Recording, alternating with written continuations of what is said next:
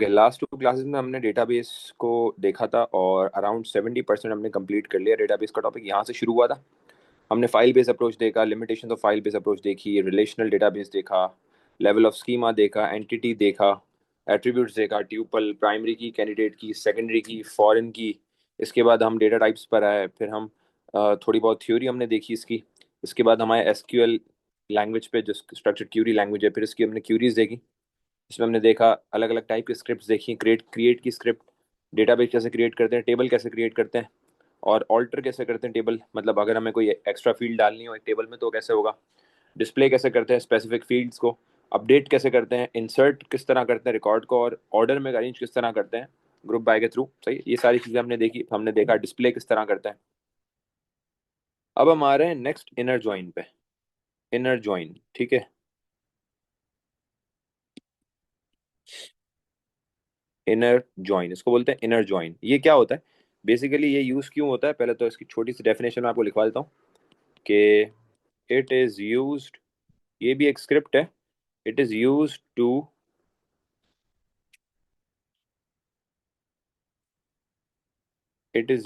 To connect to tables together through primary key. ये दो tables को टुगेदरली कनेक्ट करता है, टुगेदर थ्रू प्राइमरी की, ठीक है। And to extract data from them, ठीक है। एक तो प्राइमरी की के थ्रू इनके बीच कनेक्शन बनाते हैं, एक्सट्रैक्ट डेटा फ्रॉम देम। सही, तो पहले तो प्राइमरी की के थ्रू इनके बीच में कनेक्शन स्टैब्लिश करते हैं, और कनेक्शन स्टैब्लिश करने के बाद हम इसमें से हमारा रिलेटेड डेटा निकालते हैं। अब इसकी हम एग्जांपल देखते हैं। फॉर एग्जांपल, एक मैं आपको यहाँ पे एक एग्जांपल बना के दिखा देता हूँ। फॉर एग्जांपल, मेरे पास यहाँ पे एक टेबल है और उसमें हम डाल देते हैं,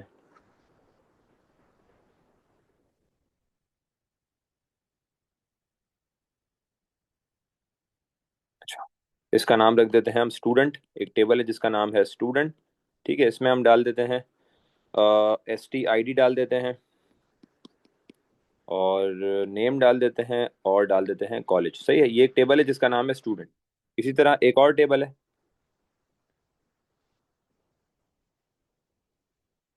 जिसका हम नाम रख लेते हैं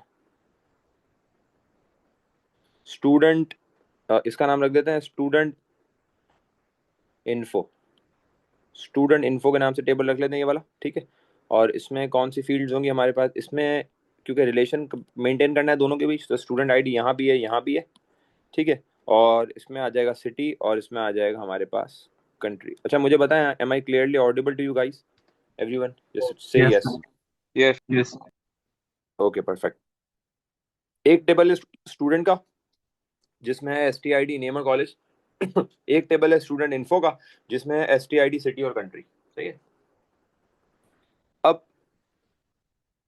अगर मेरे पास ये स्टूडेंट का टेबल है तो उसमें STID क्या होगी, बताओ। यहाँ पर STID क्या हुई हुई है इन तीनों फील्ड्स में, what is STID here?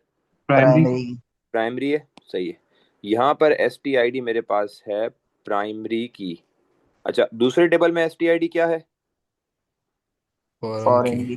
Foreign की। point, दूसरे टेबल में वही फॉरेन की है, सही है। एक टेबल में प्राइमरी, दूसरे टेबल की फॉरेन होती है, ठीक है।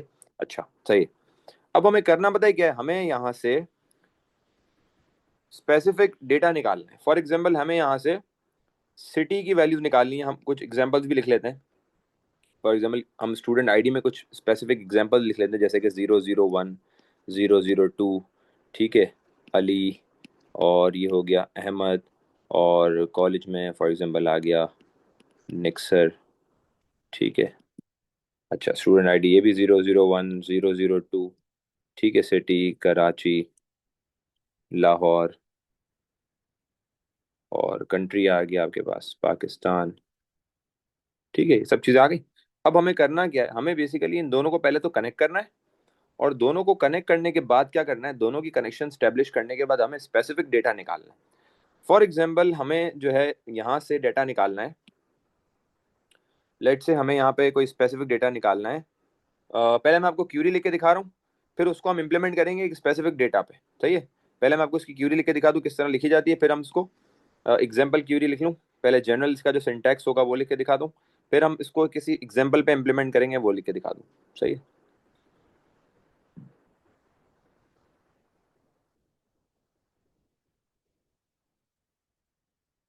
नेक्स्ट पेज पे मैं ले आया हूं उसको। ठीक है। अच्छा, अब इसको, इसका तरीका क्या है? फॉर एग्जाम्पल मुझे यहाँ पे कुछ फील्ड्स हैं, जैसे कि मैं कह देता हूँ सिटी। सिटी को मुझे डिस्प्ले करना है, उस पर्टिकुलर आईडी का सिटी चाहिए मुझे, जहां पर मेरे पास जो स्टूडेंट आईडी है वो होगी 002। सही है, उस बंदे का मुझे सिटी चाहिए। ठीक है, उस बंदे का मुझे सिटी चाहिए जहाँ पे स्टूडेंट आईडी क्या है, वो 002 है। मतलब मुझे ये वाली वैल्यू चाहिए जो मैंने हाईलाइट की, देखो ये वाली। ठीक है, 002 हो। अब बेसिकली देखो, इनर ज्वाइन कब लगता है? जब आपको दो टेबल्स कनेक्ट करना लाजमी हो जाता है आपके लिए। देखो, स्टूडेंट आईडी यहाँ पर अगर प्राइमरी होती, अगर यहाँ पर प्राइमरी की होती तो कोई मसला ही नहीं था ना, फिर तो मैं सेलेक्ट फ्रॉम वेयर से कर लेता। गौर से सुनना, अगर मेरे पास एक ही टेबल का डेटा होता और एक ही टेबल में पूछता और एक ही टेबल में कंडीशन लिखता तो कोई मसला ही नहीं होता। लेकिन यहाँ पर दो टेबल्स इन्वॉल्व हो गए। क्यों? क्योंकि स्टूडेंट इन्फो से सिटी चाहिए और उसकी स्पेसिफिक आईडी पे चाहिए, और फॉरेन की को मैं इस्तेमाल नहीं कर सकता, मैं प्राइमरी की को इस्तेमाल करता हूँ। तो प्राइमरी दूसरे टेबल में, तो करना ये होगा मुझे प्राइमरी को फॉरेन से कनेक्ट करना होगा, और फिर उसकी जहाँ पे पर्टिकुलर 002 है वहां पर मुझे उसका सिटी चाहिए। ठीक है ना, जहां पे मेरे पास बेसिकली आईडी 002 है वहां पे मुझे सिटी चाहिए। अब मसला ये है कि मुझे यहाँ पे दो टेबल्स को कनेक्ट करना पड़ा है। दो टेबल्स को जब हम कनेक्ट करते हैं तो हम इनर ज्वाइन लगाते हैं। इनर ज्वाइन का तरीका क्या है? इनर ज्वाइन का पहले सिंटैक्स समझ लें। तरीका ये है, सबसे पहले वही सेलेक्ट की लाइन लगेगी। आपने कहा सेलेक्ट, और सेलेक्ट में हम नॉर्मली क्या करते हैं, सेलेक्ट में फील्ड के नाम लगते हैं। सही है। यहां पर क्या होगा, इनर ज्वाइन में सेलेक्ट में फील्ड के नाम के साथ टेबल के नाम भी लिखे जाएंगे। Select table dot field. ठीक हो गया। सेलेक्ट टेबल डॉट फील्ड, दो होंगी तो एक फील्ड हो गई, कॉमा दूसरी फील्ड टेबल डॉट फील्ड। ठीक है। और फॉर एग्जांपल मुझे सिटी और कंट्री दोनों चाहिए। फॉर एग्जांपल यहाँ पे मैंने बोल दिया कि मुझे सिटी भी चाहिए उसके बच्चे का, और कंट्री भी चाहिए जिस बच्चे की आईडी 002 हो। सही है। तो फिर मैं यहाँ क्या लिखूंगा, मैं टेबल की जगह क्या लिखूंगा, स्टूडेंट इन्फो। बताओ भाई क्या लिखूंगा, स्टूडेंट इन्फो डॉट क्या हो स्टूडेंट जाएगा, डॉट सिटी सिटी, और कॉमा फिर क्या लिखूंगा वापस, student country student info dot country. Info dot country, क्योंकि मुझे यही दो फील्ड चाहिए ना, यही दो लिखूंगा मैं इसकी जगह पे। ठीक है। अब आ जाएगा यहाँ पर, आप आगे एक चीज आती है, सवाल में लिखा हुआ होता है कि आपको इस स्पेसिफिक नेम से आउटपुट देना है। मतलब आप चाह, सवाल में ये भी लिखा होता है कि भाई आप इस फील्ड का ये नेम दे के आउटपुट करना। मतलब एक स्पेसिफिक नेम सवाल में दिया होता है कि इस नेम के अंडर आउटपुट होना चाहिए। तो अगर आपको कोई कस्टमाइज नेम चाहिए ना क्वेश्चन के हिसाब से, तो आप आगे लिखते हो एज, और एज लिख के यहाँ पे वेरिएबल का नेम लिखते हो, तो जिस वेरिएबल के नेम में एग्जामिनर आपसे पूछ रहा है। तो ये जो वेरिएबल का नेम है ना, ये ऑप्शनल है। ठीक है। ये मैं यहाँ लिख देता हूँ, optional if required in the question. Optional if required, if required in question, वरना हम ये नहीं लिखते। वरना हम एज वेरिएबल नहीं लिखते। एज वेरिएबल कब लिखेंगे गाइस, जब हमें स्पेसिफिक क्वेश्चन में बोला हुआ हो कि इस हेडिंग के नीचे चाहिए डेटा। सही है, तब हम लिखते हैं। अच्छा, अब अगली लाइन क्या होगी, अगली लाइन फ्रॉम की होगी। अच्छा, अगली लाइन होगी भाई फ्रॉम की। फ्रॉम, और फ्रॉम लिखने के बाद क्या करें भाई, फ्रॉम लिखने के बाद हम दोनों टेबल्स का नाम लिखेंगे जिन दोनों टेबल्स को हम लिंक कर रहे हैं। बताओ भाई क्या लिखेंगे फ्रॉम में? यहाँ पे स्पेसिफिक आपको क्या लिखना चाहिए? स्टूडेंट सही है, स्टूडेंट लिखना चाहिए। दूसरा कौन सा टेबल है, स्टूडेंट इन्फो लिखना चाहिए। कॉमा ठीक है। Student student comma comma student info. सही है, मैं यहाँ पे डायरेक्टली लिख लेता हूँ। सही है, student comma student info, directly मैं लिख रहा हूँ ताकि तुम लोग को समझ में आ जाए। ठीक है, डायरेक्टली लिख लिया मैंने, स्टूडेंट और स्टूडेंट इन्फो। अब आपके पास अगला क्या आता है, अगला आता है वेयर। यहाँ पर भी सेलेक्ट फ्रॉम वेयर है, लेकिन थोड़ा डिफरेंट तरीके से। यहाँ पर वेयर में क्या आएगा, वेयर में पहली वो कंडीशन होगी जिससे आपको दोनों टेबल्स लिंक करने हैं। पहली वो कंडीशन डालनी है जिसपे दोनों टेबल्स लिंक करने हैं। मतलब पहली वो कंडीशन है जिसमें आपको आईडीज लिंक करनी है दोनों की। मतलब दोनों की कीज, प्राइमरी जो है दूसरी कनेक्टेड फॉरेन की से आप सेम हो जाएगी। तो दोनों बेसिकली हमारी फील्ड सेम है, प्राइमरी को फॉरेन से कनेक्ट करना है। तो कैसे करूंगा बताओ? नॉर्मली क्या लिखूंगा कि भाई where S T I D is equal to S T I D, लेकिन ये तो एक जैसी हो जाएंगी। हमें पहले क्या लगाना पड़ेगा, हमें टेबल का नाम लगाना पड़ेगा। तो मुझे बताओ मैं यहाँ पे क्या लिखूंगा, where student student dot S T I D dot S T I D. किसके बराबर हो जाए, स्टूडेंट इन्फो के इन्फो एस के। टी आई डी के। सही है, student dot student student dot S T I D equals to student info dot S T I D के बराबर हो जाए। ये एक सर कंडीशन डाल दिया इक्वल आपने। टू है M% नहीं लगाएंगे? M% क्यों लगाना है? लिंक होता है ना उससे। नहीं, इक्वल टू से लिंक होगा। बस सॉरी। सिंपल, आपने इक्वल टू लगाया, लिंक कर दिया, M% थोड़ी होता है। अब आपने एक और कंडीशन लगानी है। एक और कंडीशन लगाने के लिए क्या करोगे, आप लिखोगे एंड। कौन सी कंडीशन लगानी है आपको? फॉर एग्जांपल सवाल में बोला हो कि भाई वहां पर जहां पर स्टूडेंट आईडी जो हो वो ये वैल्यू हो उसकी, फॉर एग्जांपल उसकी ये स्पेसिफिक वैल्यू कंडीशन हो, तो मैंने बोल दिया कि भाई एंड जो भी आपके पास टेबल डॉट फील्ड है, जो भी आपकी टेबल डॉट फील्ड है, जैसे कि हम अगर यहाँ पर एग्जांपल लें तो हम एग्जांपल के हिसाब से यहाँ पर क्या लिखना चाहिए हमें?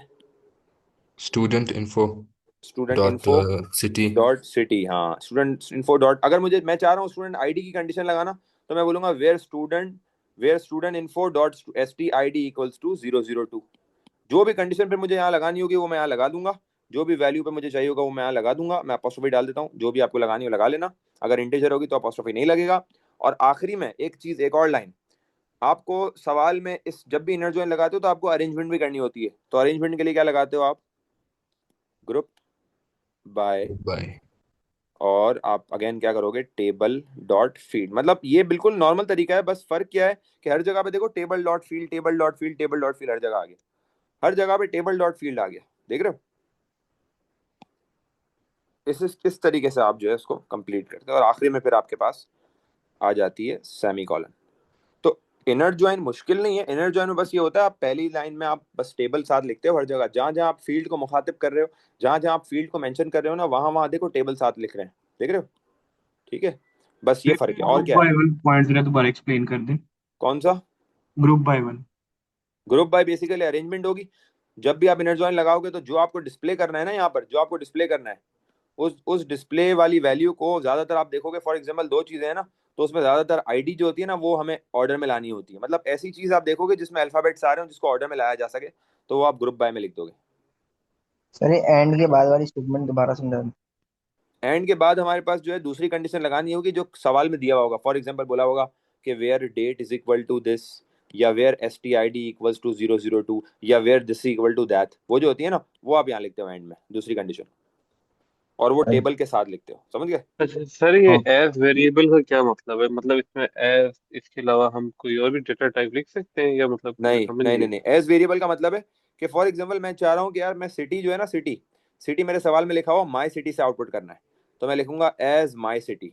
तो बेसिकली करेगा क्या कि जब वो डिस्प्ले करेगा ना तो माई सिटी की हेडिंग के नीचे डिस्प्ले करेगा सारा।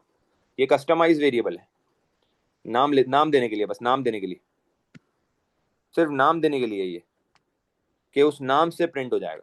अच्छा, इनर ज्वाइन का जब सवाल करेंगे ना और क्लैरिटी आएगी, क्वेश्चन जब देखेंगे ना इसका, तब जाके और क्लैरिटी आएगी। ठीक हो गया? इसलिए चलो भाई, ग्रुप बाय मैंने एक और बार बता दें। ग्रुप बाय बेसिकली यूज होती है मुजम्मिल अरेंजमेंट के लिए। जब हमें कोई भी स्पेसिफिक फील्ड अरेंजमेंट में लानी है, ऑर्डर में लानी है ना, तो हम यहाँ पर आखिरी लाइन में वो लिखते हैं ग्रुप बाय टेबल डॉट वो वाली फील्ड। और वो वाली फील्ड कौन सी हो सकती है? वो फील्ड वही होगी ना जिसमें या तो असेंडिंग ऑर्डर में जा सकती है, फॉर एग्जाम्पल न्यूमेरिकल्स हो या अल्फाबेट्स हो, ठीक है ना, उसका असेंडिंग बन रहा हो, तो उसलिए इसलिए हम यहाँ पे लिखते हैं। मतलब जब भी आप डेटा अरेंज करते हो, जब भी आप डेटा एक जगह डिस्प्ले करते हो, तो उसको अरेंजमेंट में लाना पड़ता है ना, तो इसलिए ग्रुप बाय लगाते हैं। Okay sir. इसके बाद हमारे पास आती है ER डायग्राम्स। ER बेसिकली क्या होता है? Entity relationship diagrams. Entity relationship diagrams ये क्या चीज़ है भाई? चार तरह की है, बहुत सिंपल है। पहली हमारे पास इसमें इसकी डेफिनेशन लिख लेते हैं पहले तो। इट शोज द रिलेशनशिप, ये कनेक्शन बताता है, रिलेशन बताता है बिटवीन टू और मोर टेबल्स। सही है, दो या दो से ज्यादा टेबल्स में ये रिलेशन डेवलप करता है। ठीक है, हमारे पास चार तरह की है ये। First one we have is one to one relationship. One to one relationship, one to one relationship क्या होता है? इसमें हमारे पास जो है वो एक, कोई किसी भी चीज की एंटिटी जो है ना वो एक से एक वन टू वन हो। मतलब मैं अभी आपको समझाता हूँ क्या मतलब है। मतलब ये है कि इसमें जो है ना सिंगल सिंगल कंपैरिजन हो, मतलब one attribute of a table is compared to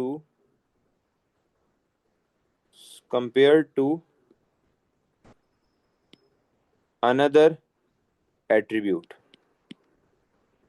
of another table।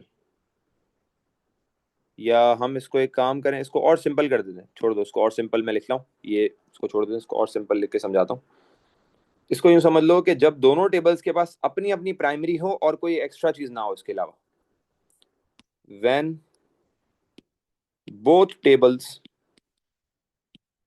have their own primary keys, जब दोनों टेबल्स के पास अपनी अपनी प्राइमरी कीज हो, ठीक है, एंड कंपैरिजन इज इक्वल, मतलब कंपैरिजन बिल्कुल इक्वल हो। फॉर एग्जांपल एग्जांपल दे देता हूँ, एक है टेबल स्टूडेंट, एक है टेबल कोर्स, कि एक स्टूडेंट जो है वो एक ही कोर्स ले रहा है, तो ये आपके पास 1-to-1 रिलेशन हो गई, ठीक है। और 1-to-1 रिलेशन किस तरह बनेगी, इस तरीके से लाइन आएगी स्ट्रेट, ये कनेक्ट हो गया, बस 1-to-1 रिलेशन इस तरह बनती है, दो टेबल्स के आपस में एक लाइन बनती है, 1-to-1 रिलेशन बन जाती है। सेकंड आपके पास आता है यहाँ पे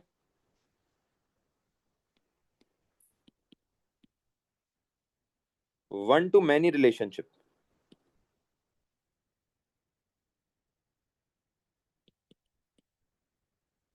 वन टू मैनी रिलेशनशिप का मतलब क्या है कि एक टेबल के पास तो अपनी प्राइमरी होगी, दूसरे के पास अपनी प्राइमरी भी होगी और उसकी फॉरेन भी होगी। एक टेबल के पास, one table has its primary key, एक के पास तो अपनी प्राइमरी है, ठीक है। Other table will have its own primary की एंड अ फॉरेन की। समझे बात को, मतलब एक टेबल के पास तो अपनी प्राइमरी है, दूसरे टेबल के पास उसकी अपनी प्राइमरी भी है और पहले वाले टेबल की फॉरेन भी है। जैसे कि फॉर एग्जांपल दो टेबल्स बना के एग्जांपल समझ लेते हैं। जैसे कि एक टेबल है जिसका नाम है टीचर, सही है, और एक टेबल है जिसका नाम है स्टूडेंट। अब होता क्या है कि एक स्टूडेंट जो है वो, जब बहुत सारे स्टूडेंट्स हो एक साथ, तो वो सारे भी टीचर के पास तो एक ही जा रहे होते हैं ना, तो यहाँ पर हमारे पास बन जाता है, इसको मैं आगे पीछे लिख लेता हूँ, हाँ यूं लिख लेता हूँ क्योंकि एरो बनाने में फिर आसानी होगी। हाँ, अब मैं इसमें इसके बीच में रिलेशन बनाऊं ना, तो यहाँ पर ये मेरे पास रिलेशन जो बनेगा वो, बल्कि नहीं, हाँ ऐसे, इसी तरीके से ये बेहतर है। मैं इसको एक मिनट सेकेंड, इसको मैं कैपिटल रख लूँ। चल मैं बिल्कुल एक एग्जैक्ट एग्जाम्पल समझाना चाह रहा हूँ ताकि क्लियर हो जाए। इसको हम नाम दे देते हैं टीचर और इसको हम नाम दे देते हैं स्टूडेंट। हाँ अब सही है। अब देखो यहाँ पे जो रिलेशन बन रहा है ना वो वन टू मैनी का बन रहा है। किस तरह, क्योंकि एक टीचर है मल्टीपल स्टूडेंट्स के लिए, और वन टू मैनी के रिलेशन हाईलाइट करने के लिए क्या करते हैं इस तरह।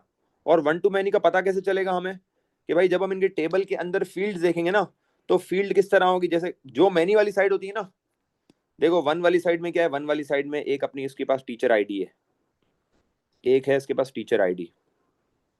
लेकिन मैनी वाली में क्या होगा, एक स्टूडेंट आईडी है अपनी,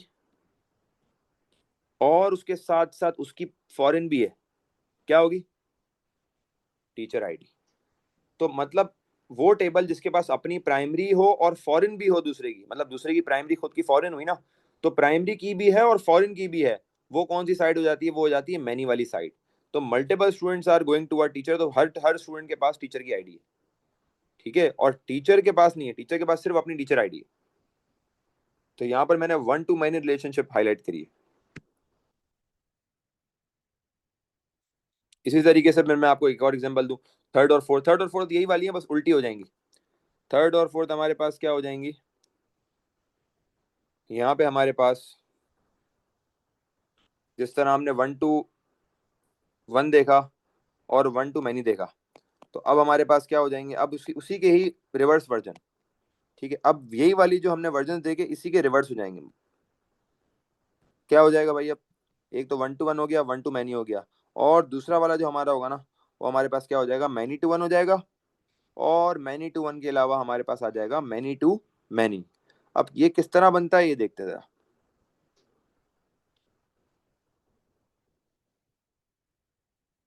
यहां से हमने इसमें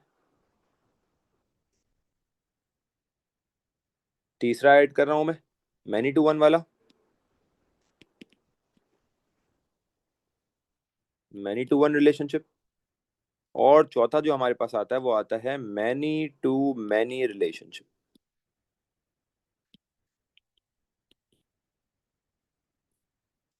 मैनी टू मैनी में ये होगा कि उसके पास भी प्राइमरी है फॉरेन है, दूसरे के पास भी प्राइमरी है फॉरेन है, एक के पास भी प्राइमरी है फॉरेन है, और दूसरे टेबल में जब हम कंपैरिजन पे जा रहे हैं ना, तो उसके पास भी प्राइमरी है और उसके पास भी फॉरेन है। दोनों की एग्जांपल्स अगर मैं बना के देखूं तो वो भी देख लेते हैं। For example many to one की अगर मैं एग्जांपल बनाऊं, तो मैनी टू वन में क्या हो सकता है, मैनी टू वन में हमारे पास let's say wheels, wheels many वाली साइड पे आ गए, और कार जो है वो वन वाली साइड पे आ गई, व्हील्स टू कार। ठीक है, इसको कैपिटल रखते हैं ताकि, क्योंकि टेबल्स के नेम जो है ना वो कैपिटल में होते हैं, और यहाँ यस पर हमने नाम दे दिया कार्स। एक सेकंड जरा मैं कंप्लीट कर लूँ, और ये इसको कार कर दिया, सही है, इसको व्हील्स कर दिया, उसको कार कर दिया, तो व्हील्स वाली साइड जो है ना मैनी वाली साइड हो गई। ठीक है, क्योंकि एक गाड़ी में 4 व्हील लगते हैं ना, तो व्हील्स टू कार वाला रिलेशन हो गया। और अगर मैं मैनी टू मैनी पे जाऊं, तो इसमें मैं एग्जांपल दे सकता हूं। अब आप स्टूडेंट्स एग्जांपल दो मुझे, क्या हो सकती है मैनी टू मैनी में, स्टूडेंट्स टू क्या हो जाएगा, सब्जेक्ट। सब्जेक्ट्स, बेहतरीन, स्टूडेंट टू सब्जेक्ट्स। ठीक है, बहुत सारी हो गई है, स्टूडेंट टू कोर्सेस। ठीक है, तो अब ये मैनी टू मैनी रिलेशनशिप हो गई।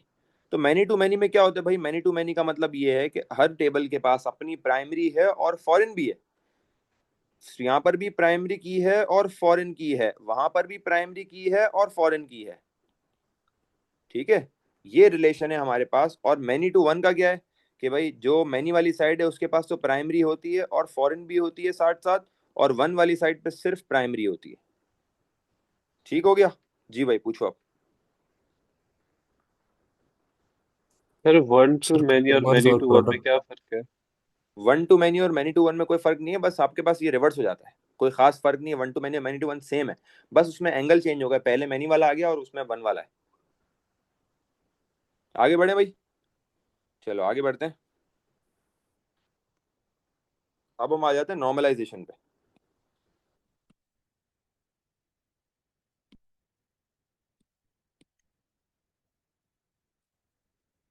बहुत इंपॉर्टेंट है भाई ये नॉर्मलाइजेशन। नॉर्मलाइजेशन किस चीज को बोलते हैं ये जरा समझ लें। नॉर्मलाइजेशन का मतलब है कि to bring data integrity.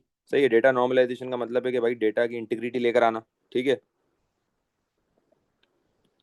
By reducing या bye minimising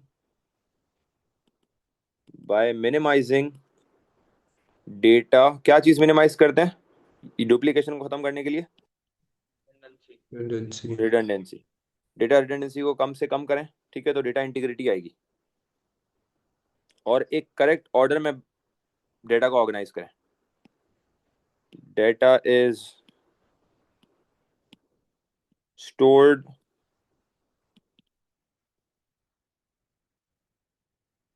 in a correct order to avoid dependency. एक होती है डिपेंडेंसी, डिपेंडेंसी को अवॉइड करने के लिए यूज करते हैं उसको। अच्छा, 3 तरह की नॉर्मलाइजेशन है। सबसे पहली आती है first normal form. 3 types of normalization are there. ठीक है, the first one is first normal form, जिसको हम कहते हैं first N F, first N F, first NF means normal form. First normal form की रिक्वायरमेंट्स क्या क्या है भाई? भाई फर्स्ट नॉर्मल फॉर्म ये बोलती है कि आपके पास जो डेटा है वो हर सेल में होना चाहिए। मैं आपको कंडीशन लिख के दिखा रहा हूँ, सही है? Every cell must contain, every cell must be filled with data. ठीक है, हर सेल में डेटा होना चाहिए, वैल्यूज यूनिक होनी चाहिए, no cell should contain more than single value, एक से ज्यादा वैल्यू नहीं होनी चाहिए, सही है? और ठीक है, ये हो गया। No cell should be empty, ये पहले वाले पॉइंट की बात हो गई, no cell should be empty. ठीक हो गया, ये है फर्स्ट नॉर्मलाइजेशन वाली फॉर्म। और इसको मैं अगर समझाऊं आपको एग्जांपल के साथ, तो मैं एक एग्जांपल लेके समझा देता हूँ। एक टेबल है जिसमें अगर वो इस तरीके से होगा, अब जैसे वो फर्स्ट एनएफ में नहीं है, फर्स्ट एनएफ में ना हो टेबल, वो बना लेता हूँ, फिर इसको फर्स्ट एनएफ में किस तरह कन्वर्ट किया वो बना लेते हैं। ये फर्स्ट एनएफ में नहीं है और फिर इसको एरो बना के फर्स्ट एनएफ में ला रहे हैं। फर्स्ट एनएफ में टेबल कब नहीं होगा? जब वो कुछ इस तरह हो, फॉर एग्जांपल स्टूडेंट आईडी और स्टूडेंट नेम और STH, सही है? अब उसमें ना इस तरह वैल्यूज हो कि वो एक एक बॉक्स में दो दो वैल्यूज हो, अगर फॉर एग्जांपल, ठीक है, और कोई कोई वैल्यू एम्प्टी हो, तो ये गड़बड़ हो जाती है हमारे पास। इस तरह नेम है फॉर एग्जांपल अली, अहमद, ठीक है, साकिब, आशिर, और एज है,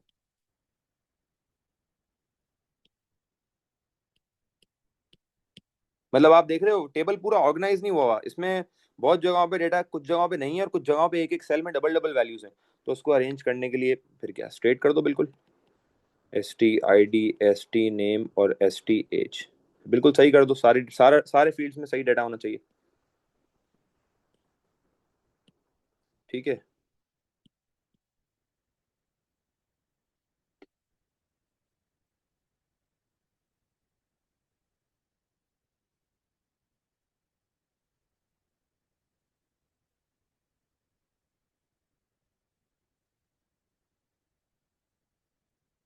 ठीक है। अब ये देखो नॉर्मलाइज हो गया गाइस, ये इट वाज नॉट नॉर्मलाइज और वो नॉर्मलाइज हो गया। ठीक है, तो मैं लिख देता हूँ not in first NF and now it is in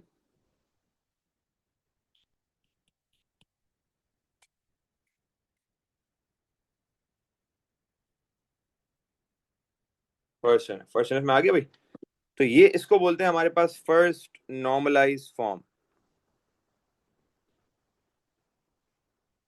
फिर आता है सेकंड NF। ये तो भाई फर्स्ट NF हो गया, फर्स्ट NF क्लियर हो गया। अब हम आते हैं सेकंड NF पे। सेकंड NF, सेकंड NF क्या चीज है भाई? सेकंड NF की पहली condition,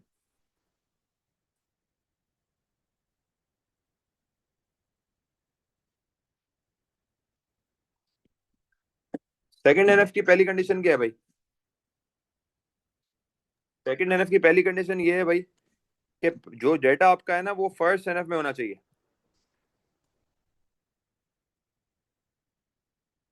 data must be in first NF।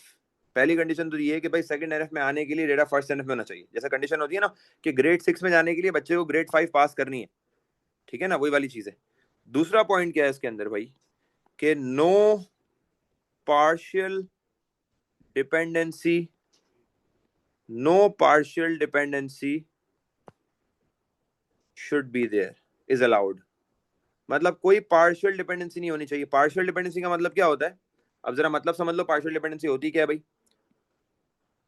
Partial dependency का मतलब ये है कि कोई नॉन की जो फील्ड है ना, नॉन की मतलब जो कैंडिडेट की ना हो, नॉन की का मतलब जो इंपॉर्टेंट ना हो, नॉन की फील्ड डिपेंड्स ऑन अ की फील्ड, मतलब ऐसा नहीं होना चाहिए कि कोई नॉन की जो है ना वो की फील्ड पे डिपेंड हो रही हो, सारी की सारी प्राइमरी पे डिपेंड होनी चाहिए, और कोई नॉन की पे डिपेंड नहीं होनी चाहिए। मतलब कोई की जो नॉन कॉम्पोजिट हो, कॉम्पोजिट ना हो, वो किसी कॉम्पोजिट की पे नहीं डिपेंड होनी चाहिए, वो जो प्राइमरी की ना हो। मतलब एक नॉन की कोई किसी की फील्ड पे डिपेंड नहीं होनी चाहिए, सारी की सारी कीज प्राइमरी पे हो सकती हैं, लेकिन कोई नॉन की किसी की फील्ड पे डिपेंड नहीं होनी चाहिए। अब इसका मतलब क्या सर, एग्जाम्पल बना के समझा दें? एग्जाम्पल बना के समझा देते हैं। फॉर एग्जाम्पल एक टेबल है और उसका नाम रख लेते हैं हम स्टूडेंट, सही है। टेबल का नाम है स्टूडेंट, और स्टूडेंट के अंदर हमारे पास एट्रीब्यूट्स हैं, लेट्स से इसमें हमारे पास एट्रीब्यूट्स हैं STID, comma ST name, comma इसका मैं ST नेम यहाँ से कर देता हूँ, comma last name, comma address, सही है। 4 चीज़ें मैंने डाल दी इसमें। अब आप जरा इधर देखोगे तो आपको समझ में आएगा कि यहाँ पे कौन कौन सी मुझे बताओ प्राइमरी कौन सी है, जल्दी से बताओ। STID। STID प्राइमरी हो, ठीक है। STID। यहाँ से हमारे पास ये प्राइमरी हो गई। अच्छा, प्राइमरी हो गई, और ये की फील्ड है। प्राइमरी तो खुद एक की फील्ड होती है। इसके अलावा कौन सी की फील्ड है?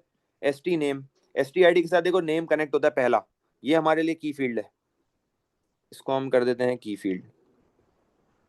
मैंने की लिख दिया, सही है, की फील्ड। अच्छा, इसके बाद आगे अगर आप देखो फर्दर, तो अब लास्ट नेम देखो, लास्ट नेम की फील्ड नहीं है। आपको हमेशा पहले नाम से बुलाया जाता है, लास्ट नेम नहीं पता होता लोगों को। लास्ट नेम या जात का नेम नहीं, उससे बुलाया बुलाया नहीं जाते, आप फर्स्ट नेम से अपने बुलाए जाते हो। तो ST नेम की फील्ड, लास्ट नेम मेरे पास नॉन की फील्ड है। ये जो लास्ट नेम है ना मेरे पास, ये मेरे पास नॉन की फील्ड है, और एड्रेस भी मेरे पास नॉन की फील्ड है। आप अपने एड्रेस से नहीं पहचाने जाते, आप अपने नेम से पहचाने जाते हो, ये भी नॉन की फील्ड है। अब मुझे बताओ, यहाँ पर एक मसला है, वो क्या है? मसला ये है नॉन की फील्ड।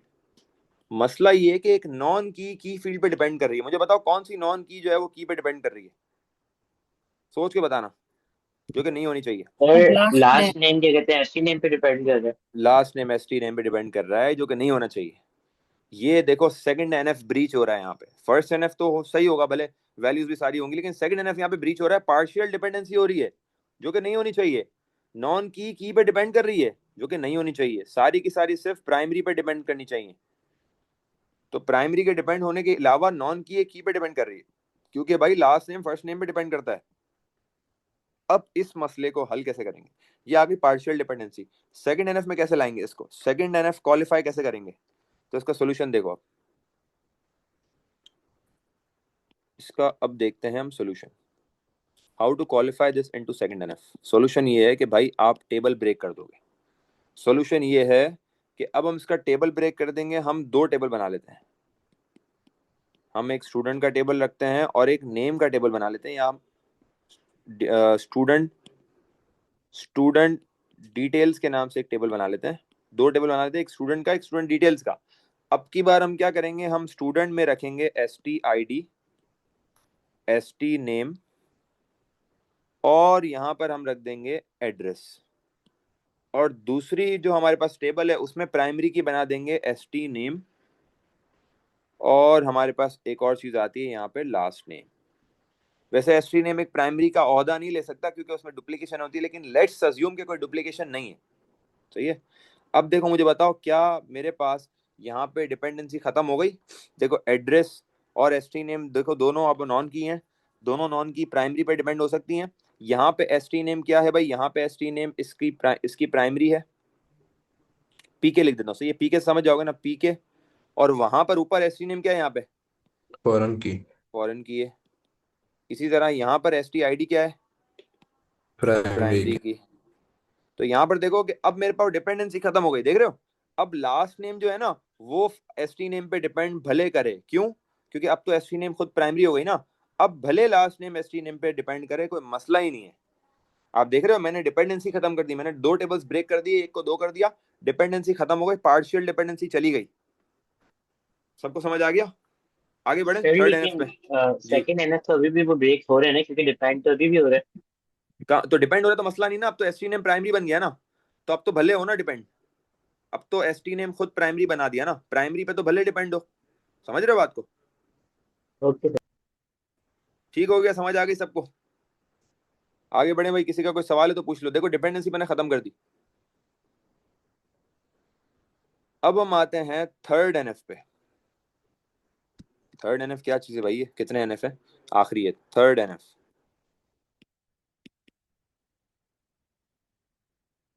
थर्ड एनएफ क्या कहता है भाई? थर्ड एनएफ कहता है, थर्ड एनएफ का पहला पॉइंट ये है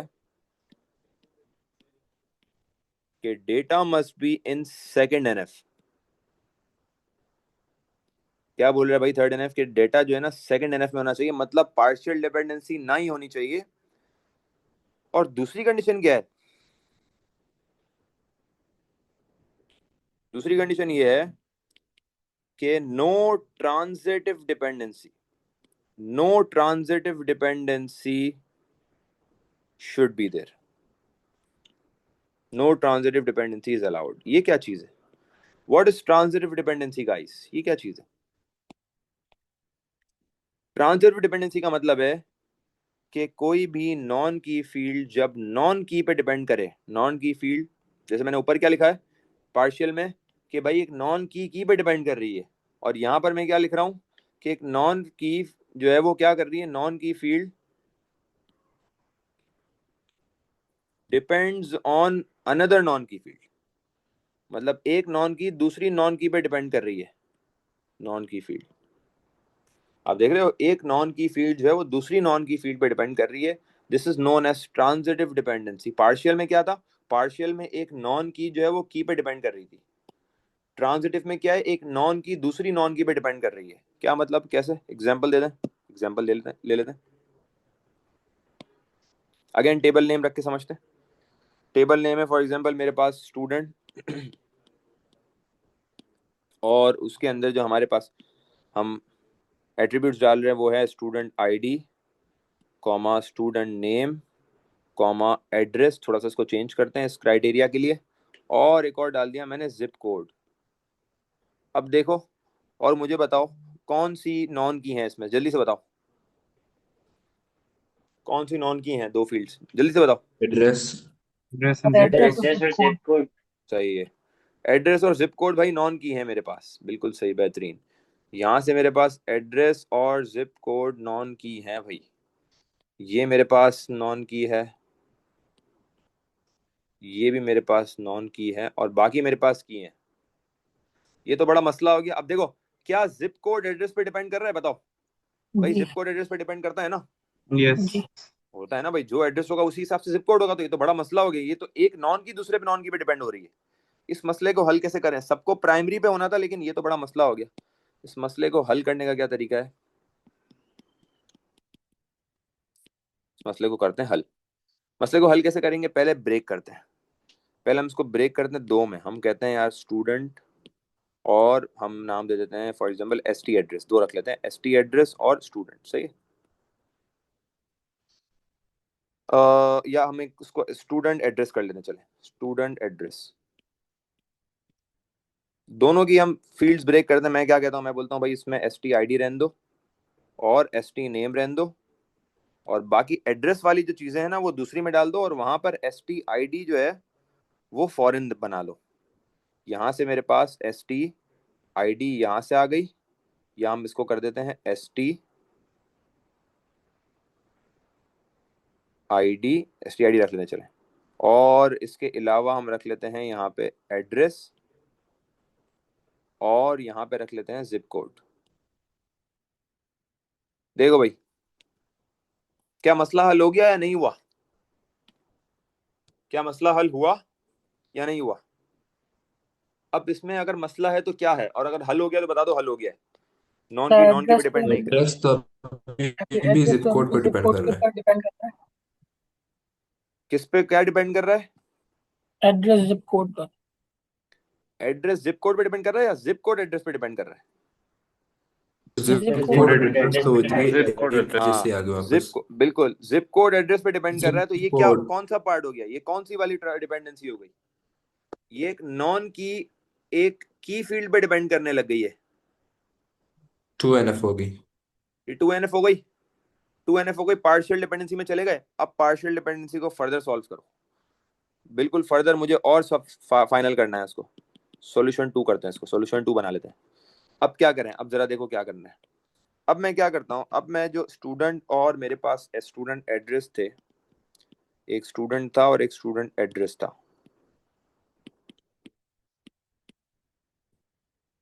अब मैं क्या कर रहा हूँ जरा देखना, यहाँ पर मैं स्टूडेंट आईडी रहने देता हूँ और स्टूडेंट नेम रहने देता हूँ, और यहाँ पर मैंने क्या करा, मैंने स्टूडेंट नेम के साथ यहाँ पर एड्रेस डाल दिया है, और नीचे मैंने क्या किया, मैंने एसटी एड्रेस में, या इसमें ये रहने देते हैं, बस 2 डाल देते हैं, और नीचे क्या किया, मैंने एसटी आईडी के साथ पहले एक एड्रेस आईडी डाल दी, एड्रेस आईडी, एसटी आईडी और जिप कोड। तो अब मेरे पास क्या हुआ कि अब जिप कोड जो है वो एड्रेस आईडी प्राइमरी बना दी है मैंने, उस पर डिपेंड कर रहा है, तो क्या कर सकता है, नहीं कर सकता, अब कर सकता है। इसको कर देते हैं प्राइमरी की, इसको कर देते हैं फॉरेन की, और ऊपर हमारे पास एसटी आईडी जो है वो क्या है, प्राइमरी की। हाँ भाई, मसला हल कर दिया, ये सर है सर मेरे लेकिन पास। जो सोल्यूशन नंबर 1 है ये फिर रॉन्ग होगा। सर ये सॉल्यूशन नंबर एड्रेस 1 कहाँ चला रॉन्ग गया? नहीं है, ये पहला पार्ट किया है ना हमने, पहले ट्रांजिटिव को पार्शियल में तोड़ा, फिर पार्शियल को बिल्कुल हटा दिया, डिपेंडेंसी खत्म कर दी मैंने, और ये हमारे पास हो गई फॉरेन की। तो आपने देखा किस तरह सोल्यूशन बाय सोल्यूशन तोड़ा हमने, मतलब हमें कोई डिपेंडेंसी नहीं छोड़नी भाई, एट द एंड मेरा मोटिव क्या है कि हमें कोई डिपेंडेंसी नहीं छोड़नी, सही है। तो इसमें एक और बात मैं आपको बता दूं कि हमारे पास जो 1 to many रिलेशन होती है ना सवाल में, 1 to many रिलेशन में जो मैनी वाला होता है ना, वो up to third NF normalize हुआ होता है, वो अप टू थर्ड एनएफ। जितने भी हमारे पास रिलेशनशिप में मैनी वाले टेबल आएंगे ना, वो अप टू, मतलब वो थर्ड एनएफ नॉर्मलाइज होंगे। अभी हम सवाल करेंगे, अभी तो हमने लेक्चर देखा है, अभी तो हम सवाल करेंगे, सवाल की प्रैक्टिस करेंगे और क्लैरिटी आएगी, सवाल समझ में आएगा भाई, थर्ड एनएफ सेकंड एनएफ में कैसे ब्रेक करना है, क्यूरीज कैसे लगानी है, स्क्रिप्ट कैसे लगानी है, इनर जॉइन कैसे चलता है, समझ रहे बात को। ये हमारा लेक्चर हो गया कंप्लीट। यहाँ पे हमने थर्ड एनएफ देखा, हमने सेकंड एनएफ देखा, हमने फर्स्ट एनएफ देखा, हमने क्यूरीज कंप्लीट करी, रिलेशनशिप्स डायग्राम्स देखी, जिसको ईआर रिलेशनशिप डायग्राम बोलते हैं, ठीक है भाई। अब हम नेक्स्ट क्लास में हम करेंगे सिर्फ पास्ट पेपर्स के, तब जाके हमें बिल्कुल क्लियर कंप्लीट हो जाएगा हमारा डेटाबेस, और फिर हम आएंगे टुवर्ड्स अगेन पेपर 2 की तरफ आएंगे और फाइलिंग कंप्लीट करेंगे। यार ये फाइलिंग जो है ना, ये हमारा रह गया है, फाइलिंग हमें कंप्लीट लाजमी करना है।